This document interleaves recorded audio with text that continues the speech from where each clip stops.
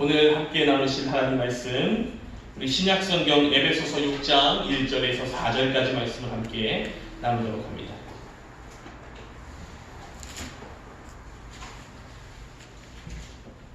신약성경 에베소서 6장 1절에서 4절까지 말씀입니다. 신약성경 페이지 316페이지 가량에 있습니다.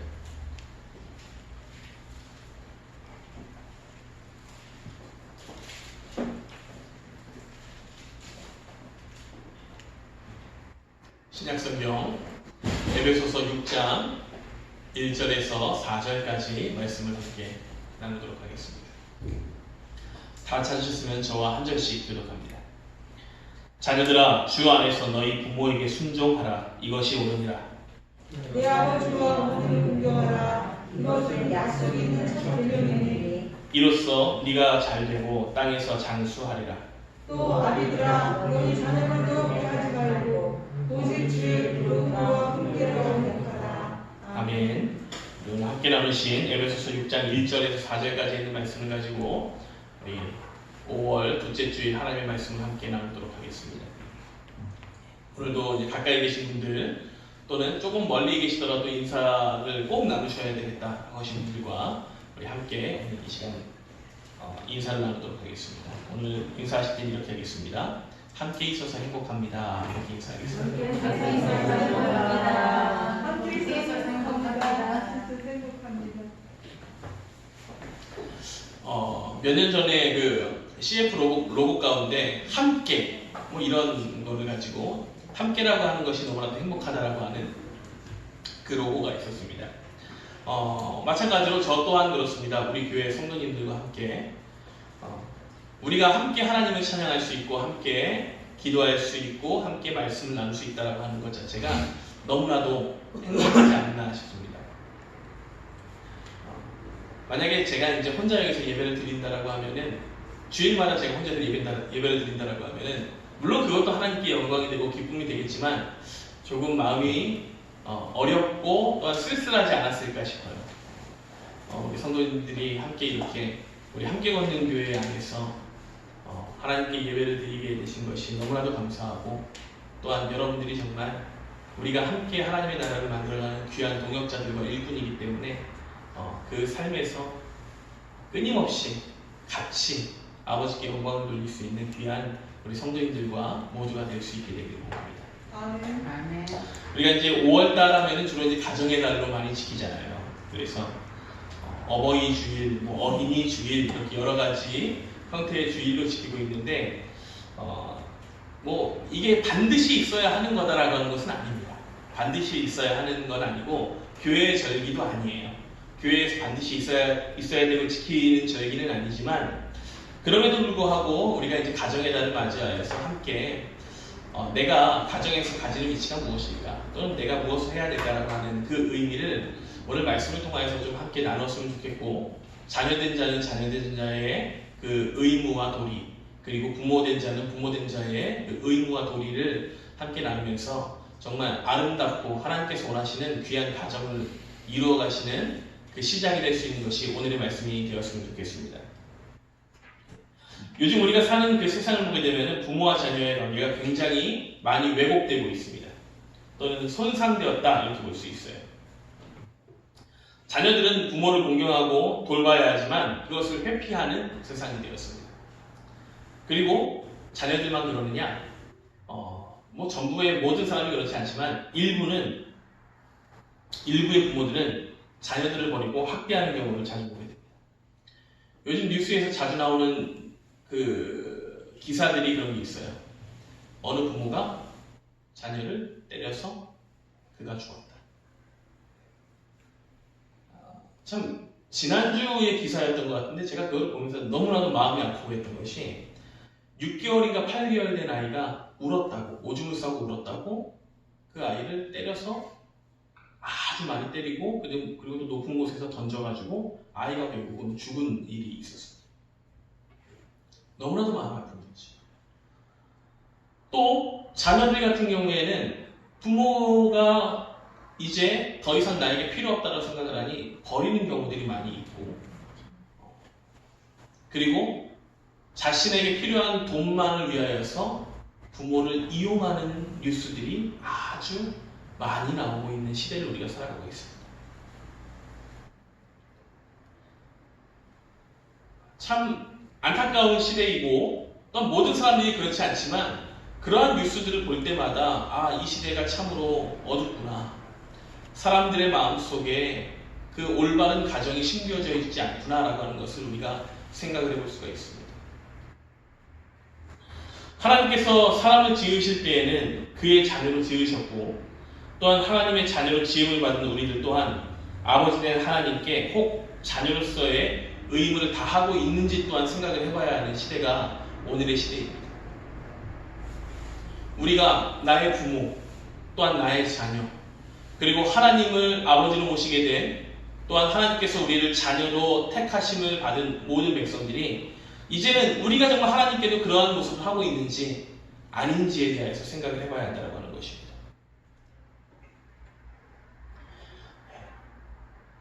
안타까운 일이 많이 있고 또한 가정들이 무너져가며 부모와 자식 간의 올바른 모습이 드러나지 않는 그러한 일들이 만연하고 있는 이때에 또한 하나님과 자녀된 우리의 그 모습이 많이들 손상되고 왜곡되어 있는 이때에 그러한 이 세상을 향하여서 하나님은 사도 바울을 통하여서 에베소서 6장 1절에서 4절에 있는 말씀을 통하여 복음적 메시지를 오늘 우리에게 던져주시는 겁니다. 이 말씀을 통하여 하나님의 뜻을 우리가 정말 깨달을 수 있는 시간이 되길 원합니다. 오늘 말씀을 보시게 되면은 다시 읽어보시면 이렇습니다. 자녀들아 주 안에서 너희 부모에게 순종하라. 이것이 옳으니라. 네 아버지와 어머니를 공경하라. 이것은 약속이 있는 첫 계명이니 이로써 네가 자녀대로 땅에서 장수하리라. 또 아비들아 너희 자녀를 노엽게 하지 말고 오직 주의 교훈과 훈계로 양보하라. 오늘 본문의 말씀에서는 크게 두 부류에 대하여서 이야기를 합니다. 첫 번째로는 자녀된 자들의 의무와 그리고 두 번째로는 부모된 자들의 의무를 전달하고 있습니다.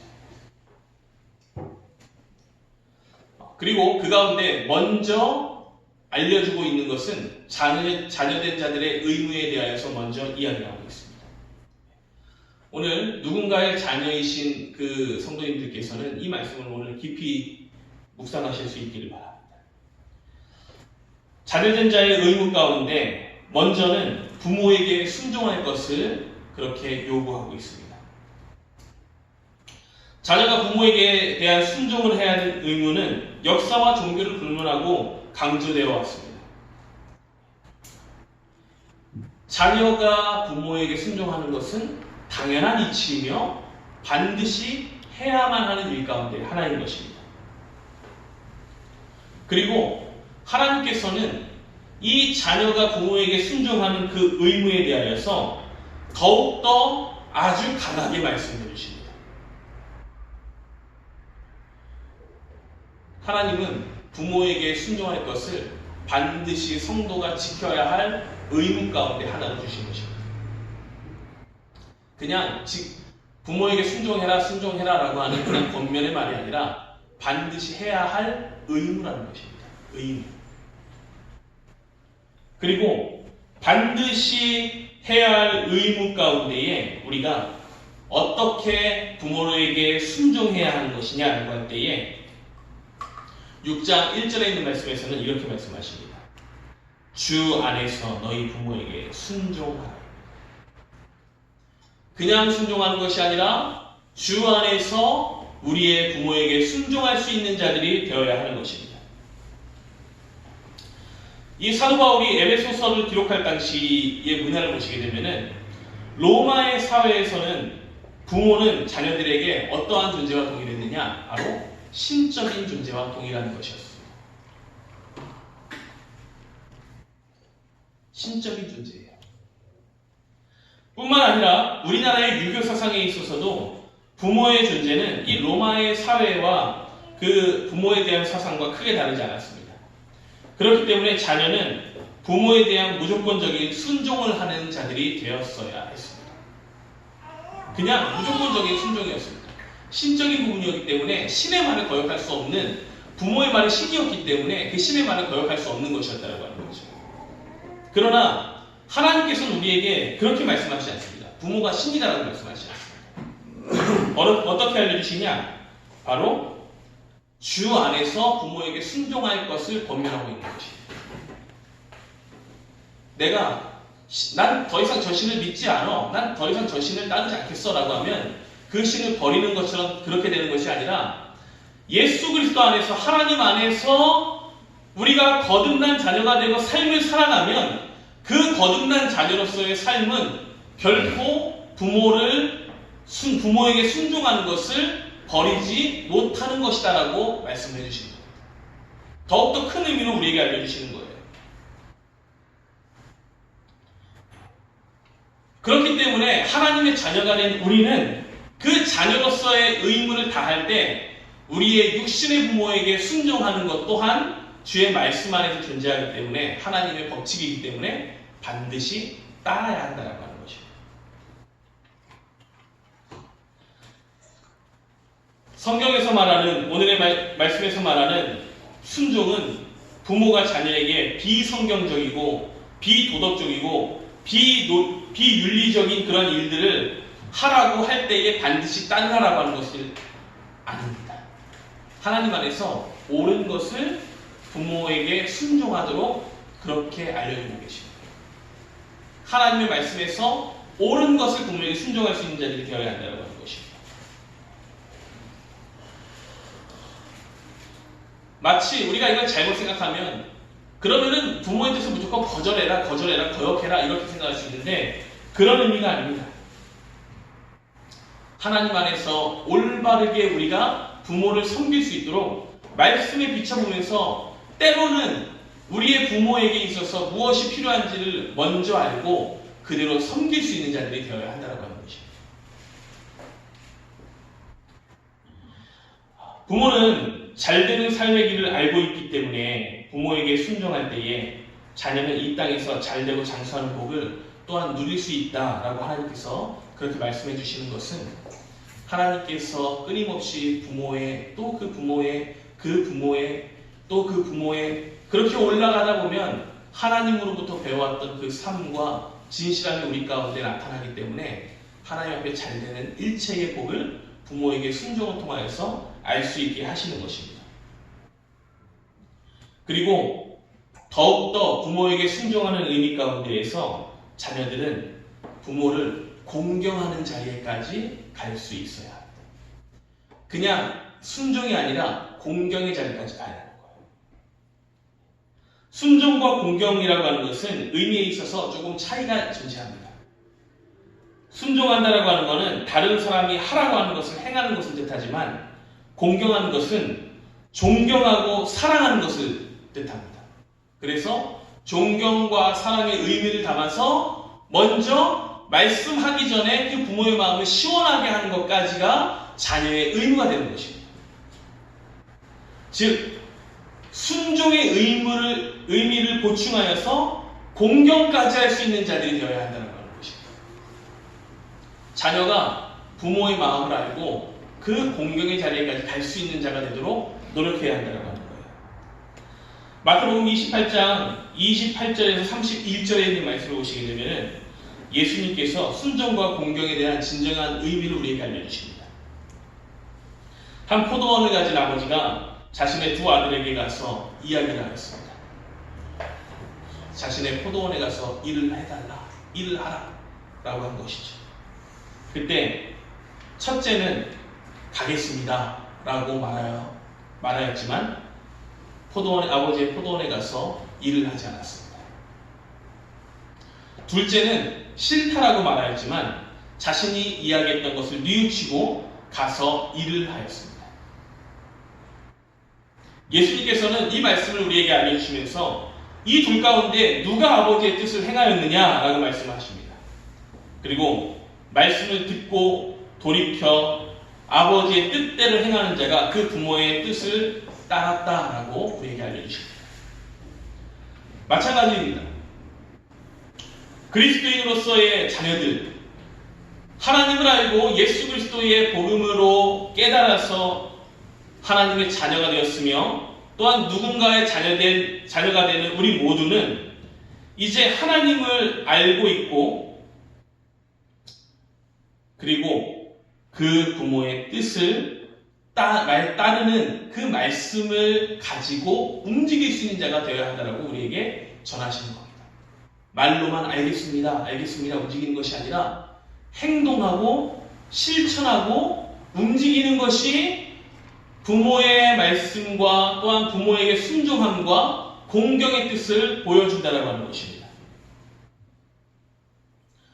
그리스도인들은 우리 하나님 또한 이 땅의 부모님을 단순한 인생의 선배로 보는 것이 아니라 존경과 사랑의 마음과 순종과 공경을 담아서 그 부모를 따르고 그 부모의 마음을 시원케 할 수 있는 자가 되도록 노력해야 하는 것입니다. 성경에서는 그것을 분명히 우리에게 알려주고 있습니다. 단지 말로만 하는 것을 원하지 않습니다. 실천이 없는 허울뿐인 모습이 아니라 진정한 변화와 움직임까지 가지는 그러한 백성이 되어서 나의 부모, 우리의 부모 또한 우리를 지으신 하나님 아버지의 마음을 흡족하게 할 수 있는 자녀들이 되어야 함을 기억해야 하는 것입니다. 예수님께서 마태복음 28장의 그 말씀에서 그 두 명의 아들 가운데에서 그 아버지의 마음을 아주 시원케 한 두 아들 가운데 한 사람을 꼽자면 누구겠습니까? 당연히 두 번째 아들일 것입니다. 그러나 잘 생각해 보면 진정으로 그 아버지의 마음을 시원케 하는 방법이 무엇일 것이느냐? 첫째 아들과 같이 듣고 대답하며 순종하며 또한 둘째 아들같이 그곳에 나아가서 아버지가 원하는 것을 행할 수 있는 것까지 가는 것이 진정으로 그 아비의 마음을 시원케 하는 것이다 라고 하는 것입니다. 우리 오늘 이 말씀을 함께 나누면서 부모의 말을 듣고 행함으로써 이 땅에서 하나님께서 우리에게 허락하신 부모에게 최선을 다하는 자녀로서 순종과 공경을 날마다 보이는 주의 백성들이 삶이 오늘 이 자리에 나온 성도님들이 되었으면 좋겠습니다. 육신의 부모와 하나님 아버지에게까지 그렇게 하는 것입니다. 하나님께서 나에게 나와 나의 은혜를 받으라라고 말씀하실 때에 그곳에 순종하며 나아가서 은혜의 자리에 앉을 수 있는 또한 성도들이 되어야 합니다. 그렇기 때문에 하나님께서 출애굽기 20장에 나오는 그 말씀과 같이 부모를 공경하는 것에 대하여서 이 땅에서 잘되고 장수하는 법을 그곳에서 찾는다라고 말씀하십니다. 왜냐? 나의 육신의 부모는 존재하고 또한 하나님 또한 나의 부모이기 때문에 하나님에게까지 최선을 다하면 하나님께서 그 복을 우리에게 이 땅에서 장수와 잘됨의 복을 허락하실 것이기 때문입니다. 그리고 오늘의 말씀에서는 자녀에게만 의무가 있느냐? 아닙니다. 부모에게 또한 의무가 주어지고 있습니다. 오늘 부모에게 주어주시는 하나님의 의무는 이러합니다. 4절에 있는 말씀과 같습니다. 또 아비들아 너희 자녀를 노엽게 하지 말고 오직 주의 교훈과 훈계로 양육하라. 아까 말씀드렸듯이 에베소의 편지를 보내던 이 당시에 로마의 사회에서는 부모는 신적인 존재라고 제가 말씀드렸습니다. 신과 같은 존재입니다. 그렇다라고 하면 자녀가 잘 될 수 있게 올바른 길을 알려주고 인도하고 사랑하고 그들에게 올바른 교훈과 훈계를 줄 의무 또한 부모에게 있다라고 하는 것입니다. 결코 우리가 아무런 의무가 없는 존재들이 아닙니다. 부모가 되었으면 그 부모로서의 올바른 의무를 가져야 한다고 하는 것입니다. 먼저는 자녀를 노엽게 하지 말아야 합니다. 우리 오늘 말씀 나누는 성도님들이 거의 다 지금 이제 자녀를 두신 분들이시잖아요. 우리는 자녀를 노엽게 하는 자들이 되어서는 안 됩니다.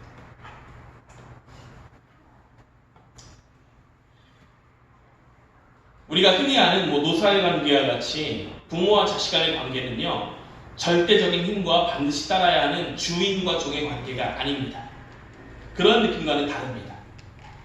때로는 부모라 할지라도 반드시 그 안에서 지켜야 할 의무와 그러한 일들이 있는 것입니다.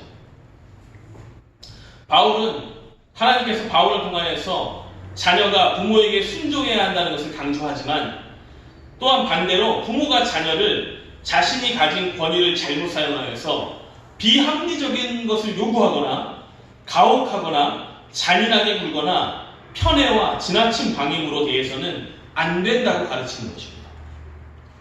부모는 자녀를 훈계할 때가 있습니다. 필요합니다. 독단적이거나 또한 그렇게 가르치고 훈계할 때에 독단적이거나 불친절하게 감정을 실어서 해서는 안 되는 것입니다. 올바른 것을 보여주고 자녀에게를 올바르게 인도해야 할 의무가 있음을 우리의 가운데에서도 부모가 된 우리 가운데도 있음을 분명히 알아야 한다고 하는 것입니다. 흔히 자녀는 부모의 거울이다라고 이야기를 합니다. 자녀는 부모의 거울이다라고 이야기합니다. 예전에 많은 뉴스 가운데 나왔던 것 가운데 술만 먹으면 자녀를 그렇게 학대를 하고 때리던 그 집안에서 자란 아이, 그렇게 자란 아이는 나중에 본인이 장성하여서 집안에서 나는 그렇게 하지 말아야지 하면서도 자신이 그 모습과 동일하게 술 먹고 집에 가서 자녀들을 그렇게 때리고 하였던 일들이 많았다라고 뉴스에서 본 적이 있습니다. 마찬가지입니다. 우리가 우리의 부모된 우리가 자녀된 자들에게 잘못된 것으로 나의 감정과 이런 것으로 그들의 마음에 어려움과 노엽게함이 있게 만든다라고 하면 그 자녀들 또한 그것을 그대로 답습하고 또한 거울처럼 동일하게 나의 자녀들에게 또 다른 사람들에게 드러내게 한다라고 하는 것입니다. 나의 자녀를 올바로 양육하고 그들에게 올바른 모습을 보여야 하지 않겠습니까? 그들에게 올바른 부모로서의 삶을 알려줘야 하지 않겠습니까?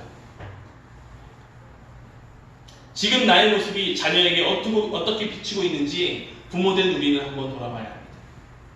다정하고 이해심 많은 부모의 그러한 적극적인 격려만큼 나의 자녀들의 성품이 꽃피고 은사들이 개발되는 것은 없습니다. 따라서 부모는 자녀들 나름대로 인권을 가지고 있으며 자신의 삶과 개성이 있다는 것을 분명하게 인식하고 그리고 그들에게 보여주는 우리의 삶이 되어야 할 것입니다. 하나님 안에서 우리가 부모가 되었다고 하면 그 의무를 주신 것 또한 하나님이십니다. 우리 자녀를 노엽게 하지 않는 귀한 우리 성도님들이 되었으면 좋겠습니다.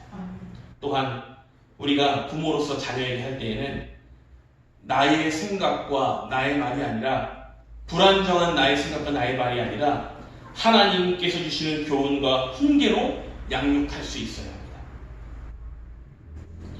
교훈은 주로 말로 하는 교육을 의미하며 훈계는 훈육에 의하여서 심지어는 때로는 처벌을 통하여서 훈련한다라고 하는 것을 의미합니다. 잠언 13장 24절에 있는 말씀을 보시게 되면은 부모에게 이러한 말을 전하고 있습니다. 매를 아끼는 자는 그의 자식을 미워합니다. 자식을 사랑하는 자는 근실이 징계하느니라. 자식을 사랑한다라고 하면 훈계할 줄 알아야 하는 것입니다. 또한 잠언 22장 15절에 있는 말씀에 이렇게 말씀하십니다. 약한 자를 그가 약하다고 탈취하지 말며 곤고한 자를 성문에서 압제하지 말라. 이 잠언 22장 15절에 있는 말씀과 나오는 것들은 훈계의 기준, 교훈의 기준과 훈계의 기준은 부모의 생각이나 가치관이 아니라 하나님의 교훈이라고 하는 것으로 표현되는 주님의 말씀과 가르침이라고 하는 것을 기억해야 한다고 하는 것입니다. 우리의 표준이 아닙니다. 하나님의 말씀이 훈계와 교훈의 표준이 되어야 한다고 하는 것입니다. 디모데후서 3장 16절에서 17절에 있는 말씀에 주의 말씀의 유익에 대하여서 설명을 하십니다. 이것은 선한 일을 행할 능력을 갖게 하는 능력이 하나님의 말씀 안에 있음을 우리에게 알려주시고 또한 기억하게 하십니다. 이렇게 나와 있죠. 모든 성경은 하나님의 감동으로 된 것으로 교훈과 책망과 바르게 함과 의로 교육하기에 유익하니 이는 하나님의 사람으로 온전하게 하며 모든 선한 일을 행할 능력을 갖추게 하려 합니다. 우리 성도님들의 자녀들이 세상에서 선한 일을 하고 온전하게 자라고 하나님의 능력을 받게 하고 그 능력이 발휘되는 사람이 될 수 있게 되기를 원하신다라고 하면 하나님의 말씀으로 그들을 양육하고 하나님의 말씀으로 이 땅에서 올바르게 살아갈 수 있도록 우리가 교훈할 수 있는 자들이 되어야 한다는 것입니다. 내 생각으로 그들이 나의 방식으로 올바르게 자랄 수 있는 것이 아니라 하나님의 말씀 안에 올바르게 함과 교훈케 함과 또는 모든 사람들 앞에서 정말 하나님의 멋진 일을 감당하게 하는 그 사람으로서 성장하게 하는 그 일이 주의 말씀 안에 숨겨져 있다는 것입니다. 이 안에 들어있는 것입니다. 이 하나님의 말씀으로 우리의 자녀들을 교육할 때에 자녀들은 믿음 안에서 선한 길을 걷게 될 것입니다. 혹시라도 잘못된 길로 가다가도 그 말씀이 그들을 올바른 길로 다시 돌아오도록 길잡이를 해줄 것입니다. 부모된 성도님들은 오늘의 이 말씀을 가슴 깊이 새겨놓고 자녀를 교육하고 양육함에 있어서 스스로의 판단과 생각으로 하지 않고 하나님의 말씀에서 그 안에서 올바르게 자랄 수 있도록 그 말씀에 먼저 교육받고 변화되어서 하나님의 사람으로 나의 자녀들이 온전하게 자랄 수 있고 성장할 수 있게 되기는 그러한 가정을 만들 수 있는 우리 성도님들의 모든 삶이 되었기를 축원합니다. 세계의 부자 가운데 이름을 날린 부자, 그 가운데 석유왕 록펠러가 있습니다. 이 록펠러는 1870년에 미국에서 생산되는 석유의 95% 이상을 담당하는 석유왕이라고 하는 칭호를 얻습니다. 그가 33세에 백만장자가 되었고 43세에 미국 최대의 부자가 되었고 53세에 세계 최대 부자라는 타이틀을 얻었습니다. 이 록펠러의 자산이 그 당시에 어느 정도 됐느냐라고 할 때에 현재의 가치로 하면 약 210조에서 220조 정도가 그 록펠러의 자산이라고 이야기합니다. 대략 얼마 정도인지 우리가 이제 감이 잘 안 잡히기 때문에 예전으로 따지면은 뭐 예전에 우리나라가 몇 년 전만 해도 1년 예산이 뭐 400조라고 했었는데 이제는 뭐 510몇 조 이렇게 가더라고요. 뭐 그거에 비하는 건 좀 그럴 것 같고 한 기업, 우리나라에서 가장 큰 기업 가운데 하나인 삼성전자의 1년 매출액이 237조라고 합니다. 1년 매출액입니다. 순수. 이제 그거를 가지고 또 여러 가지를 막 나누면은 결국은 그 오너가 가지는 것은 그 정도에서 한참 모자라게 되는 거죠. 근데 그것이 237조입니다. 록펠러의 자산이 이 삼성의 1년 동안 판매되는 삼성전자의 매출액과 맞먹을 정도의 어마어마한 재력을 가진 자였습니다. 지금도 이 록펠러의 그 가문은 미국을 좌지우지할 수 있는 능력을 가지고 있는 그런 가문입니다. 그때 이 록펠러가 그렇게 부자가 될 수 있고 하나님 앞에서 신실하게 자랄 수 있었던 그러한 인생의 스승이 있었습니다. 그 스승이 누구냐? 바로 그의 부모였습니다. 그가 평생 그의 어머니의 가르침을 마음에 새겨서 살았다라고 이야기를 합니다. 그리고 그의 어머니가 죽기 전에 10가지의 말로 그 자녀에게 교훈을 하고 그렇게 교훈을 남겼습니다. 우리 성도님들 또한 이러한 교훈을 남길 수 있는 자들이 되었으면 좋겠어요. 그 어머니가 죽기 전에 남긴 교훈이 이랍니다. 첫째로 하나님을 친아버지 이상으로 섬겨라. 두 번째로 목사님을 하나님 다음으로 섬겨라. 세 번째로 주일 예배는 본교회에서 드려라. 네 번째로 오른쪽 주머니는 항상 11조 주머니로 하라. 다섯 번째로 아무도 원수로 만들지 말라. 여섯 번째로 아침에 목표를 세우고 기도하라. 일곱 번째로 잠자리에 들기 전 하루를 반성하고 기도하라. 여덟 번째로 아침에는 꼭 하나님의 말씀을 읽어라. 아홉 번째로 남을 도울 수 있으면 힘껏 도우라. 열 번째로 예배 시간에 항상 앞에 앉으라.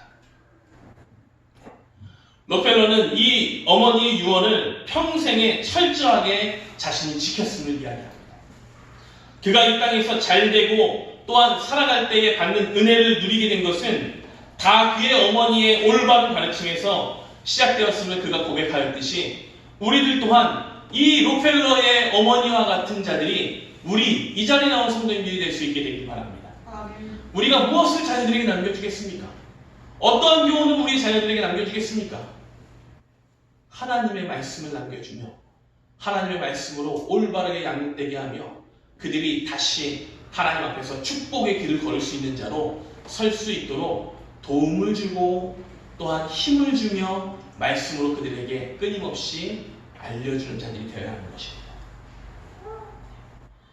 가족 간의 이 사랑이 식어가는 이때에 바른 말씀의 교육이 이루어지지 않아서 신앙이 무너지고 가족이 무너지고 있는 이때에 진리가 왜곡되고 비진리를 분별하지 못함으로써 하나님의 올바른 신앙이 가족 안에 심겨지지 못하고 부모와 자식 간의 그 관계가 무너지고 사라지고 있는 이때에 우리가 먼저 하나님의 그 가정을 말씀으로써 잘 이루는 성도님들이 되었으면 좋겠습니다. 아멘. 자녀들은 부모에게 순종하고 나의 부모님을 공경할 수 있는 자들이 되길 바랍니다. 아멘. 그리하여서 약속 있는 이 첫 계명으로 하나님께서 약속하신 이 땅에서 잘되고 장수하는 축복을 자녀된 우리가 이 말씀대로 함으로 누릴 수 있는 자들이 되었으면 좋겠습니다. 아멘. 또한 부모된 우리는 우리의 자녀들을 노엽게 하지 않고 하나님께서 허락하신 그 말씀으로 교육하고 훈계하고 양육하여서 그들이 하나님 앞에서 놀라운 축복을 받고 살아갈 수 있는 자들이 되도록 그 삶을 보게 될 수 있는 역사를 여러분들의 삶에서 부모로서 누릴 수 있게 되도록 그러한 참된 부모가 되도록 노력하고 애쓰고 또한 알려주는 그러한 삶이 되어서 부모와 자식 간의 그 삶이 하나님 안에서 주 안에서 참 아름다운 꽃이 피어날 수 있는 열매를 맺을 수 있는 우리 함께 걷는 교회 모든 성도님들의 가정이 되기를 축원합니다. 아멘. 기도하겠습니다.